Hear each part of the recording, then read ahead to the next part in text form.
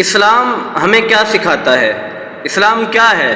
تو یاد رکھیں، اسلام ہمیں یہ سکھاتا ہے کہ ہم نے زندگی کیسے گزارنی ہے، ہم نے اٹھنا کیسے ہے، بیٹھنا کیسے ہے، چلنا کیسے ہے، ہمیں اسلام سکھاتا ہے۔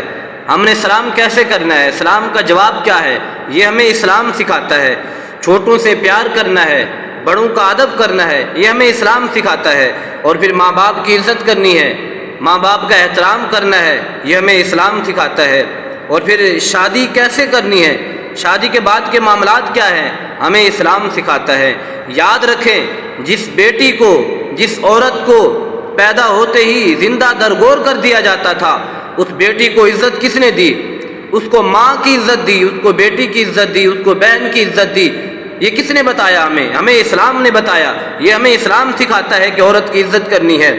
اور پھر خرید و فروخت کیسے کرنی ہے، بائع مشتری، اس کے کیا معاملات ہیں، ہمیں اسلام سکھاتا ہے۔ سود حرام ہے، شراب حرام ہے، جوا حرام ہے، رشوت حرام ہے، یہ ہمیں اسلام سکھاتا ہے۔